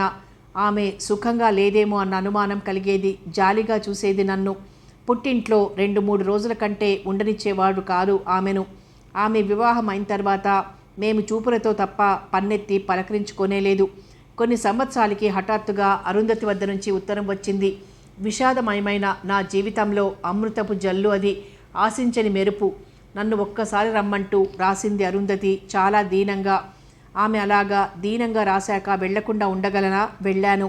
అరుంధతి చాలా మారిపోయింది. ఆమెను గుర్తుపట్టడమే కష్టమైంది. ఆనాటి అందం ఏమైపోయిందో చిక్కి శల్యమై ఉందామే. నన్ను చూస్తూనే దగ్గరకు వచ్చి గుండెల మీద వాలిపోయింది. తన కన్నీటితో నన్ను అభిషేకమే చేసింది. నన్ను కౌగిట్లోకి తీసుకోబోతుంటే ఏమిటిది అరుంధతి అన్నాను తెల్లబోతూ. అరుంధతి పవిత్రమైన వంశంలో పుట్టింది. సంస్కారానికి సాంప్రదాయానికి పెట్టింది పేరామే. ఆమె అలాగ ప్రవర్తించడం నాకు బాధను కలుగజేసింది. పరపురుషుణ్ణి హద్దు మీరడం ఉభయులకు శ్రేయస్కరం కాదు. సాధ్యమైనంత చనువుగా మందలించాను. నన్ను ఎంత తక్కువగా అంచనా వేస్తున్నావు బావా? భోరుమంది. అంత దూరం అయిపోయానా? ఈ అరుంధతి మీద నీకా మాత్రం నమ్మకం లేదా? నన్ను శంకిస్తున్నావా? అది కాదు అరుంధతి. బావా, ఈ అరుంధతి తప్పు చెయ్యదు, అది నమ్ము. నేను జీవించి ఉండాలంటే నన్ను కాదనకు. నిజంగా నేను తప్పు చేయడం లేదు. నన్ను నమ్ము బావా. నమ్మలేవు? నా హృదయం విలపించింది. అరుంధతి ప్రవర్తన నాకు అర్థం కాలేదు. ఆమె తప్పు చేస్తుందంటే నమ్మలేను. కానీ ఈ కోరిక నీతి బాహ్యమైంది కాదు. ఆమె రంగారావుని వివాహం చేసుకోవడంతో నేను పరపురుషుణ్ణి కాలేదు. ఆమె నన్ను వాంఛించడం అవినీతి కాదు. నేనేమడిగినా ఆమె దుఃఖమే సమాధానమైంది. నేను మాత్రం ఎంతసేపు నిగ్రహించుకోగలను? ఆమె అరుంధతి కాకపోతే అది వేరు విషయం. ఒకసారి మనిషి నీతి వదిలాడో మళ్ళీ దానిని అందుకోలేడు. అవినీతికి అది తప్ప తుది ఉండదు. మురళి ముఖం ఎర్రబడిపోయింది. తన మనసులో ఆధారం ఏమీ లేకుండా ఏర్పడిన భావన నిజమే అవుతోందా? అరుంధతి గర్భవతి అయింది. నిన్ను కన్నది. రంగారావు గారికి మీ రహస్యం, మీ నీటి సంబంధం తెలియలేదు? అసహ్యంగా చూస్తూ అడిగాడు మురళి. ఏమో, ఆయన చాలా కాలం వరకు మా విషయం తెలియనట్లే నిర్లిప్తంగా ఉండిపోయారు. నీకు 3వ ఏడు వచ్చాక నన్ను పిలిచారు రంగారావు. భయపడుతూ నిల్చున్నాను. ఆయన అన్నారు, నీకు అరుంధతికి 3 లక్షలు ఇస్తాను, ఎక్కడికైనా వెళ్ళిపోండి. అరుంధతి కూడా అక్కడే ఉంది కన్నీళ్లతో. నేనేమీ మాట్లాడలేకపోయాను. మురళి నా కొడుకు, నాకు వదిలేయాలి. పిడుగు పడ్డట్లే చూసింది అరుంధతి. అసాధ్యం. మురళిని చూడకుండా నేను బ్రతకలేను. ఈ ఇంటి నుంచి తరిమేసిన మురళి నుంచి దూరం చేయకండంటూ ఏడ్చిందామే. చివరకు ఒక ఒడంబడికకు వచ్చాం.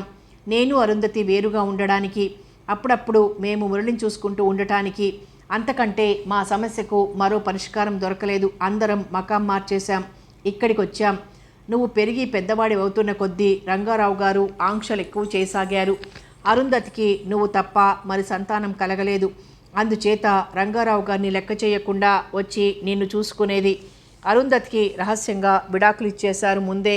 నేను అరుంధతి వారికి పరిచయస్తులాగే తెలుసు. ఊళ్ళో కాలం గడుస్తోంది. రంగారావు గారి కోరిక ఒక్కటే మురళి, నీ మీద గతం తాలూకు నీడలు పడరాదు. అందరి దృష్టిలోనూ ఆయన భార్యావిహీనుడు. నువ్వు వారి వంశాంకురానివి. మరి ఆయన మళ్ళీ పెళ్లి చేసుకోలేదేం? ఏమో, నాకేమీ తెలియదు. ఒకటి మాత్రం నిజం, అరుంధతి మీ అమ్మ, నేను మీ నాన్నని. మురళి కాదనలేదు, కానీ అతని మెదడులో సందేహాలు ఇంకా మిగిలిపోయే ఉన్నాయి. ఏదో అడగబోతుండగా అరుంధతి అక్కడికి వచ్చింది.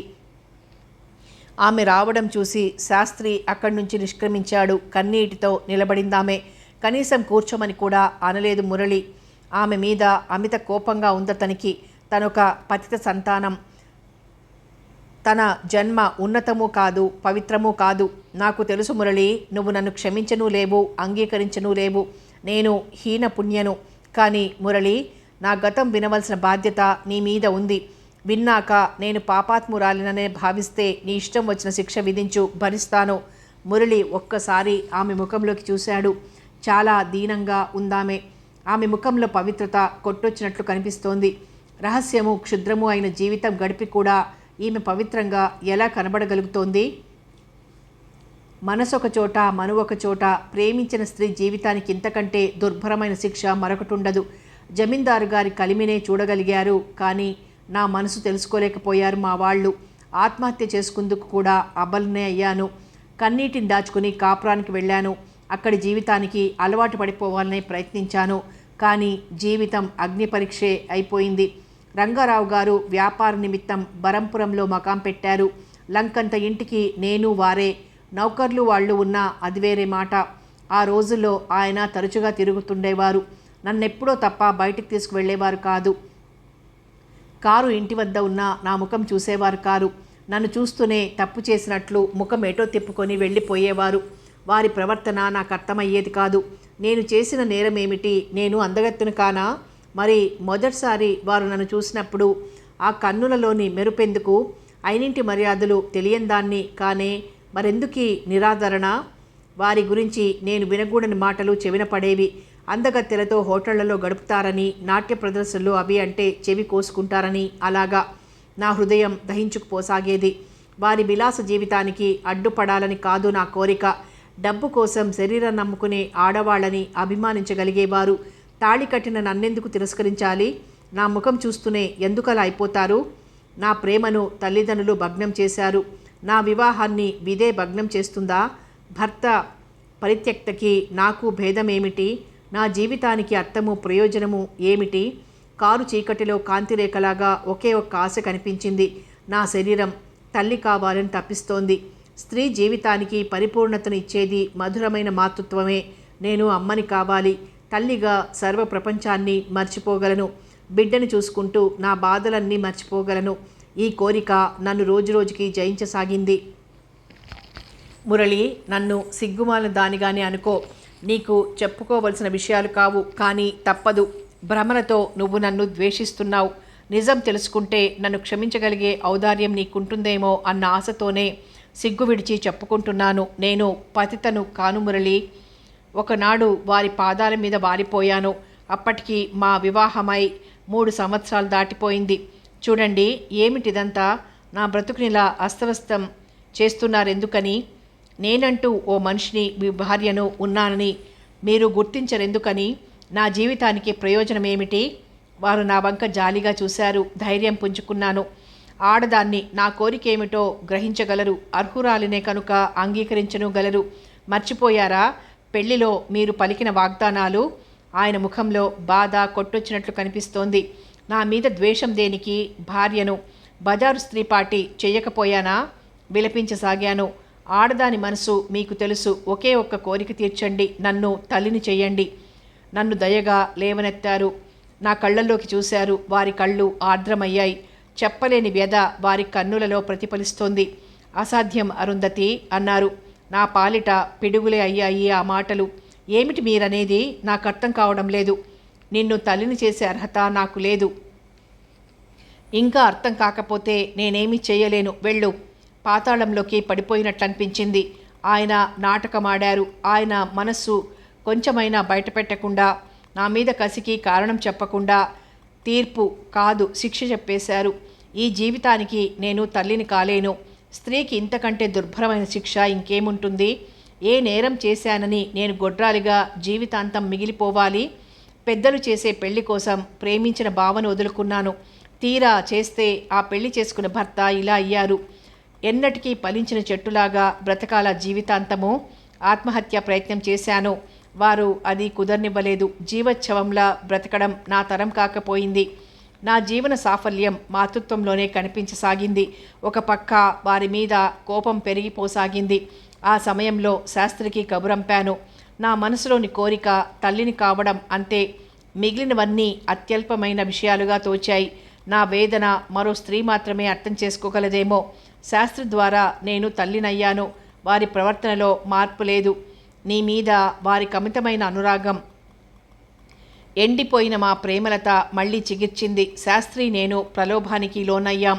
శాస్త్రి నన్ను విడిచి వెళ్ళలేనన్నాడు. నేను బ్రతిమాలుకున్నాను. అతను వినలేదు. నేను వినా తనకి జీవితమే లేదన్నాడు. మురళిని చూడకుండా ఉండలేనన్నాడు. అడకత్తెరలో పొక్కచెక్క చందమైంది నా పరిస్థితి. రంగారావు గారికి నిజం చెప్పేశాను. ఇంటి నుంచి వెళ్ళపొమ్మన్నారు. మురళిని తీసుకుని వెళ్ళిపోతానన్నాను.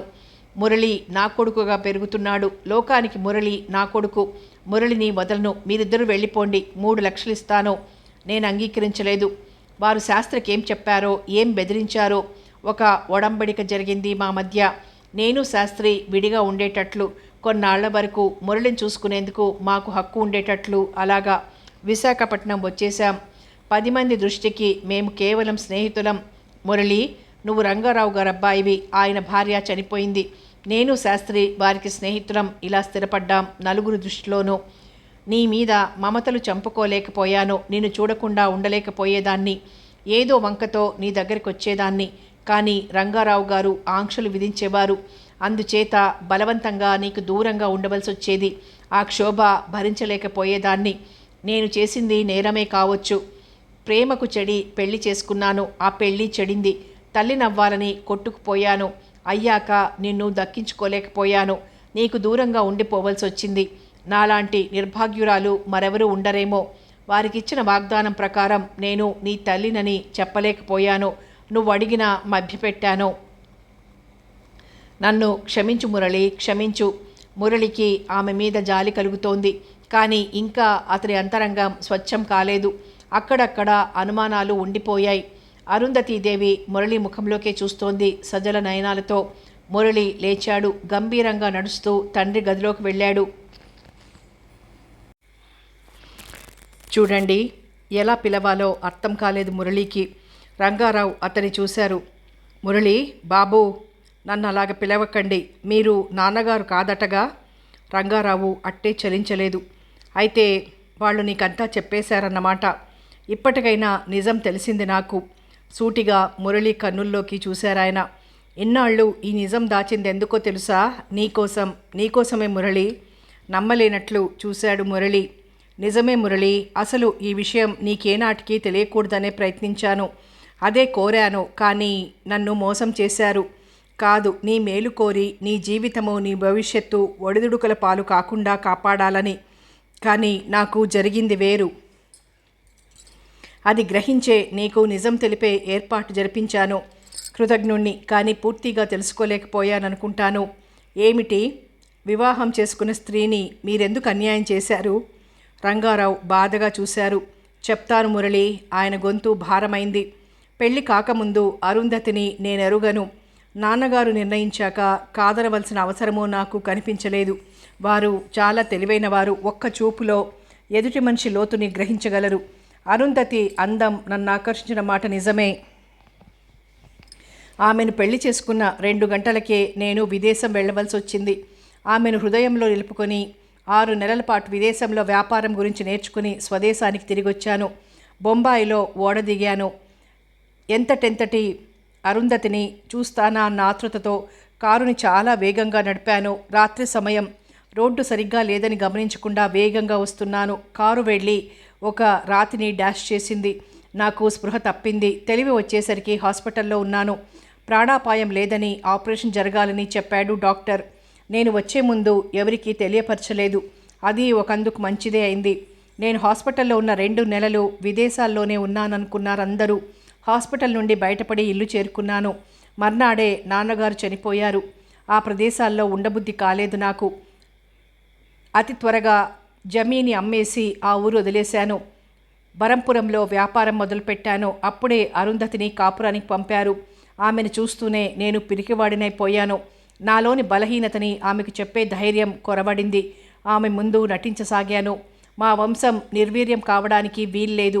మా నాన్నగారిచ్చినది, నేను సంపాదించేది, ఈ ఆస్తి అంతా ఎవరికి చెందడానికి వీలు లేదు. అది నా కోరిక. అరుంధతికి అన్యాయం జరిగిపోయింది. దానికి నా బాధ్యత అతి తక్కువ. ఆనాడు ఆమె కోసం అతి వేగంగా కారు నడపకపోతే ఆ ప్రమాదం జరిగేది కాదేమో.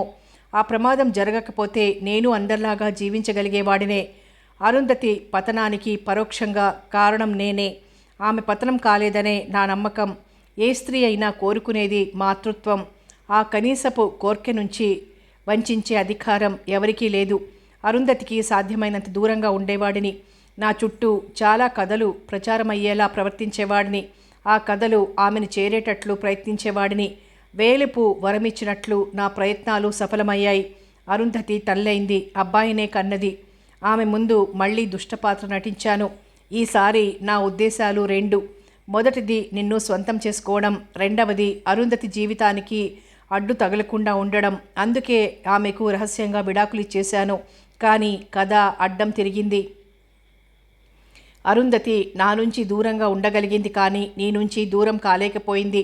ఆమె శాస్త్రిని వివాహానికి పూర్వమే ప్రేమించిందట. నువ్వు నాకు మాత్రమే చెందాలన్న తాపత్రయంలో వాళ్ళిద్దరినీ దూరంగా వెళ్ళిపోమన్నాను.